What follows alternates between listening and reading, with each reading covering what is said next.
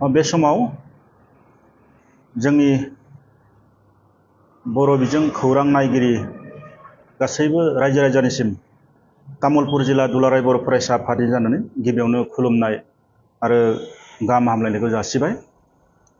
दिनै जोङो तामुलपुर जिल्ला दुलाराय बर' फरायसा आफादा मोनसे गोनांथार खौरांगिरि मेल खुंनायनि जाहोना बेनोदि मैया खौरां बिजोङाव मोनसे भिडिअ भाइराल जादों। मोनसे भिडिअआ जोबोरैनो गोसारनायखौ जोङो बयबो नुनो मोनदों। दा बेवहाय मुं लानाय जादों जे जोंनि तामुलपुर जिल्ला दुलाराय बर' फरायसा आफादनि आफादगिरि मानगोनां मुस्रि बासिराम रामसियारि बिथांनि नामखौ गले गले लानानै बिथांनि सायाव जोबोद गाज्रियैनो मोनसे फोसावनाय बे मोनसे खौरांखौ जोङो नुदों बा नुनो हादों। दा जोङो दुखु मोनदों जे खुनु गुदि मोनथियालासिनो गुदि बिजौ मोनथियालासिनो जे जोंनि तामुलपुर जिल्ला दुलाराय बर' फरायसा आफादनि मानगोनां आफादगिरि मुस्रि बासिराम रामसियारिनि जि खोथाखौ फोसावनाय माने गाज्रियै जि फोसावनाय मोनसे भिडिअ बेखौ जों नुनानै थारैनो जोबोद दुखु मोनदों। दा बेनिखायनो जोङो रायजो राजाफोरनि सिगाङाव जोङो मोनसे क्लियारिफिकेसनखौ जों होनो नागिरदों जे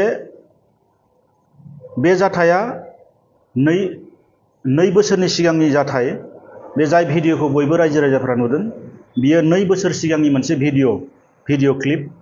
दा बेयो बे समाव आथिखालनि जोंनि तामुलपुर जिल्ला दुलाराय बर' फरायसा आफादनि मानगोनां आफादगिरि मुस्रि बासिराम रामसियारि बिथाङा जोंनि जिल्ला आफादाव बिथाङा बिबानाव गैयामोन।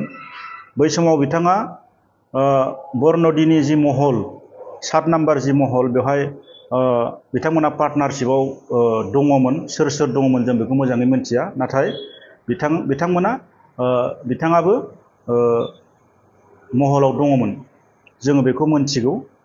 आरो बिथाङा बै समाव एबसुआव गैयामोन। दा बाथ्राया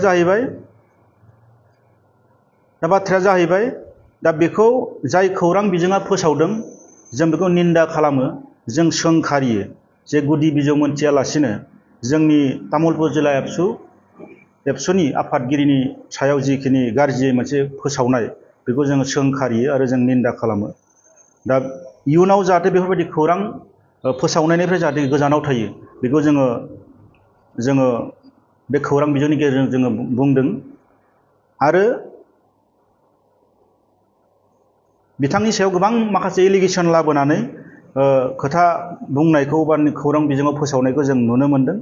आरो जाय खौरां बिजोङा फोसावदों बिनि सायाव जों आयेननि भाबै जों गोख्रों राहा जों लानाय जागोन। जाय खौरां बिजोङा फोसावदों बिनि सायाव जोङो FIR होनाय जागोन। बेखौ जों तामुलपुर जिल्ला दुलाराय बर' फरायसा आफादनिफ्राय जों रायजो राजानि सिगाङाव जोङो फोरमायबाय। थारैनो बे नंखाय आरो बे खोथाया ओंथि गैया आरो बिथा गैया। एबसु आरो UPPLनि गेजेराव दाङाबाजि जादों होननाय बे खोथाया जेबो बिथा गैया, जेबो ओंथि गैया। बियो महलाव थानाय पार्टनारशिपआव थानाय सुबुंफोरनि गेजेराव जानाय मोनसे गावसोरनि गेजेराव हिसाब निकास गोरोबलायैयाव हयथ' बे थासारिया जादोंमोन, जानानै थांदोंमोन। दा बियो खुनु एबसु आरो UPPLजों खुनु बे सोमोन्दो गैया। बियो एबसुजोंबो बे सोमोन्दो गैयामोन। बियो बिथांमोननि बिजनेसनि मेटारमोन। बेहाय गावसोरनि हिसाब निकास गोरोबलायैयाव हयथ' एसे बेफोरबायदि मोनसे खोथा गोरा बुंलायनाय हयथ' जादोंमोन, बेबायदि होननानै जोङो सानो। आरो आथिखालाव जिहेतु बासिराम रामसियारि बिथाङा तामुलपुर जिल्ला एबसुनि आफादगिरि, बिथाङा बै समाव एबसुआव बिबानाव गैथ'वामोनब्लाबो बिथाङा एबसुजों मोनसे मोजां सोमोन्दो दङमोन। आरो मोजां सोमोन्दोआव थानायनि थाखायनो बिथांखौ जोंनि मेलेमजिबि सानसुमै बिथांमोना जोंनि जिल्लानि सिङाव थानाय दखरा आफादफोरा लुबैफिननानै जे जिल्ला आफादाव बिथांखौ जोंनो आफादगिरि हिसाबै नांगोन होननानै बयनिबो मददजों बयनिबो खावलायनायजों बिथाङा तामुलपुर जिल्ला एबसुनि आफादगिरि बिबानखौ बिथाङा नाजावफैनानै लादोंमोन, गोसो गैयाब्लाबो। दा बिथांनि सायाव जिखिनि गाज्रियै फोसावथिंनाय, दा बेनिखायनो जों सयज' खालामनो हायाखै। जाहाथे इयुन समाव बेफोरबायदि जोंनि तामुलपुर जिल्ला एबसुनि बा दुलाराय बर' फरायसा आफादनि सायाव जेबो गुदि बिजौ मोनथियालासिनो खौरां फोसावनायनिफ्राय जाहाथे जानगाराव थायो, बै खौरां बिजोंफोरखौ जोङो गोख्रोङै जोङो सोंखारिनायजों लोगोसे जोङो खावलायहरो। तामुलपुर जिल्ला दुलाराय बर' फरायसा आफादा जोंनि जिल्ला आफादनि आफादगिरि बिथांनि सायाव जिखिनि आरजाथावै खोथाफोर बुंनानै फोसावबाय, दा बिनि सायाव जोङो आयेननि राहाजों थारैनो जों लागोन। जों बिनि सायाव जों एफआईआर होनाय जागोन। जोङो थाबैनो बिनि सायाव एक्सन लानांगौनि थाखाय जोङो प्रशासनखौ जोङो खावलायगोन। आं बेखिनिखौनो बुंबाय। राजनैतिक षड़यन्त्र दं होननानै जोङो सानो। मानोना राजनैतिक षड़यन्त्र बेयाव ओंखायनो जोङो दङ होननानै सानदों। मानोना राजनैतिक षड़यन्त्र गैयाबा दुलाराय बर' फरायसा आफाद बायदि इसिबां गोथार आफादखौ इसिबां गोरलैयैनो बेबायदि गाज्रियै फोसावदिङा बेखौ जोंहा फोथायनाय दङ। जोंखौ दुलाराय बर' फरायसा आफादखौ रायजो राजाया सिगांबो फोथायबोदों, दिनैबो फोथायो आरो इयुनावबो फोथायगोन। दा बे हिसाबै जों नैबे समाव जोंनि जिल्ला आफादनि आफादगिरि बिथांनि सायाव जिबायदि गाज्रियै सोंखारिबाय, गाज्रियै मुं सुबाय, गाज्रियै फोसावबाय, दा बियो जोंनि थाखाय मोजां नङा आरो बे राजखान्थि खैसार दङ होननानै जोङो सानो। आरो बेनि आन्दोआव सोर दङ, बेनि आन्दोआव सोर दङ जों बेखौ संदानगोन, संदाननानै जों दिहुनगोन। दिहुननायनि उनाव जों गोख्रोंनि सायाव गोख्रों साजा होनांगौनि थाखाय जोङो प्रशासनखौ जोङो दाबि खालामगोन।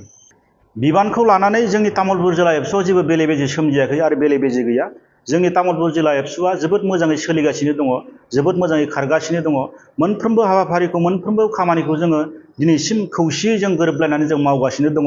नाथाय जोंनि तामुलपुर जिल्ला एबसुखौ बाहेरा बबेबा शक्तिया, राजनैतिक शक्तिया जोंनि तामुलपुर जिल्ला एबसुखौ बा एबसु आफादखौ गाज्रि मुं सुनानै सिनस्रि सिफायनो नागिरनाय, माने गाज्रि मुं होनो नागिरनाय, रायजो राजाफोरनि गेजेराव फोथायनायखौ गोमाहोनो नागिरनाय बेबायदि मोनसे खामानिखौ मावबाय थादों होननानै जोङो सानो।